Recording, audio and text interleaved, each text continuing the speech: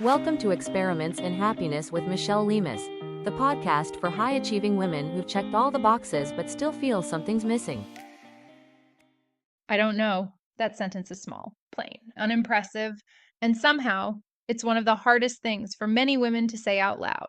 Not because it isn't true, but because of what we've been taught it means.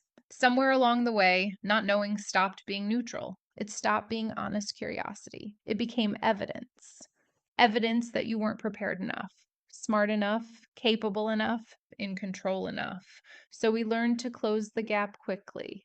We learned to fill the silence, to offer a plan instead of a pause, to choose something rather than admit we weren't ready to choose at all.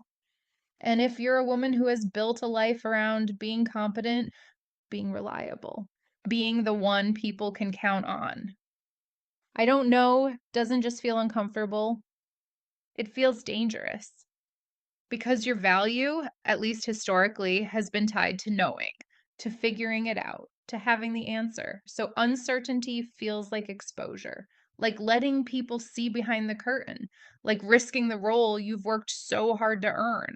And that's where things get interesting because the women who feel the most pressure to sound certain are often the women who are the most thoughtful, the ones who can feel complexity, who sense nuance, who know that some moments don't deserve a rushed answer. But because we live in a culture that worships decisiveness, that kind of awareness gets mislabeled as hesitation.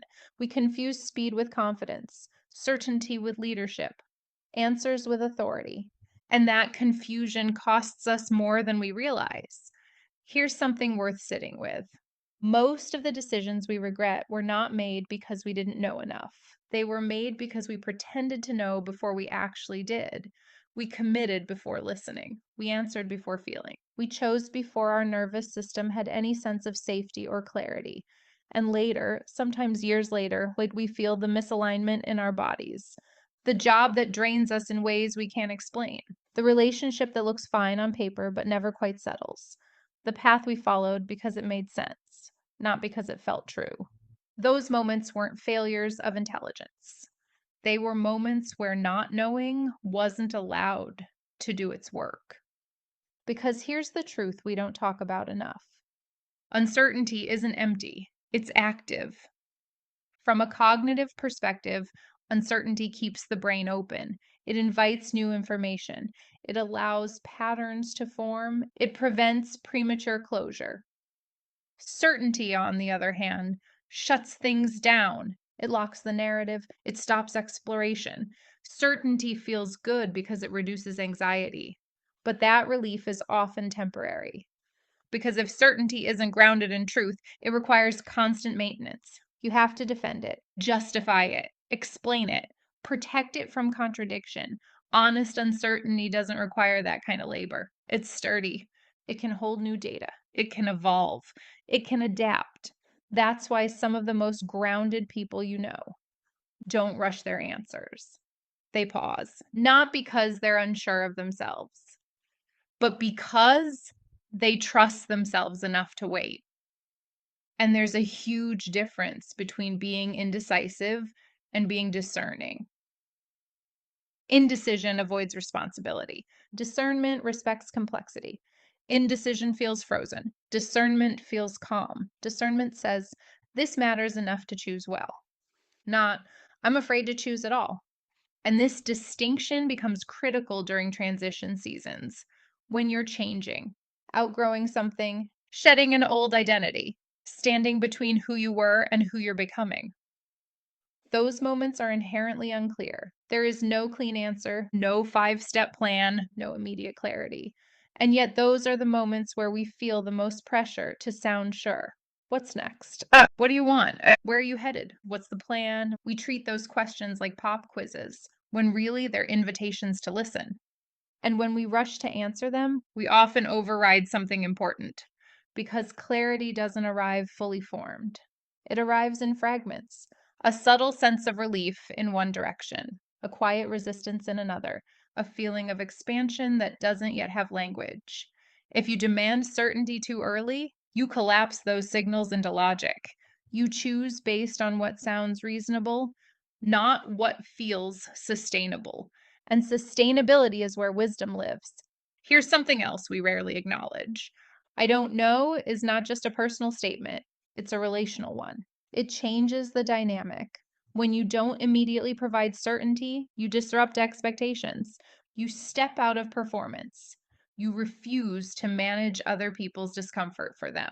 And that can feel deeply uncomfortable for women who have learned to smooth things over, to be agreeable, to be accommodating, to make things easier for everyone else. But there's power in allowing uncertainty to exist, yours and theirs. Because it says, I trust myself enough not to force an answer. I respect this moment enough not to rush it. I'm willing to sit with complexity instead of bypassing it. That's not weakness. That's self-trust in action. And from a nervous system perspective, this matters more than we realize. When you rush to an answer, your system stays activated. It stays braced. It stays in problem-solving mode. But when you allow yourself not to know, your body softens, your breath deepens, your shoulders drop, your mind stops sprinting toward resolution. You move from reaction to response. That's where better decisions come from. Not louder ones, not faster ones, better ones. So let's make this practical. This week, notice where you rush to answer. Not just big life decisions, but small, everyday moments. When someone asks what you want, when you're pressed to decide, when silence makes you uncomfortable, when you feel the urge to sound confident instead of honest. And try this. I don't know yet. I'm still sitting with it. I'm giving myself time to figure that out. No apology, no justification, no explanation, just truth. Notice what happens in your body. Notice what opens up. Notice how often clarity arrives after you stop demanding it. Because here's the quiet truth I want to leave you with. Not knowing is not a problem to solve. It's a phase to respect. It's where discernment forms. It's where alignment emerges.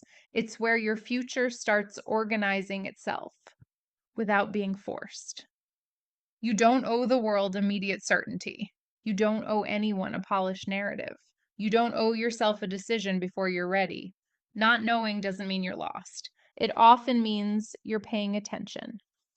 And in a world obsessed with speed, certainty, and constant answers, choosing not to know yet isn't hesitation. It's wisdom. It's saying, I value truth over performance. I value alignment over approval. I value my future enough not to rush it. So if you're in a season of questions, of uncertainty, of unfinished sentences, let that be okay. You're not behind. You're not broken. You're not failing. You're in the part where not knowing is doing its most important work. And sometimes not knowing is the smartest move you can make. Thanks for listening to Experiments in Happiness. You can find more tools and resources at experimentsinhappiness.com.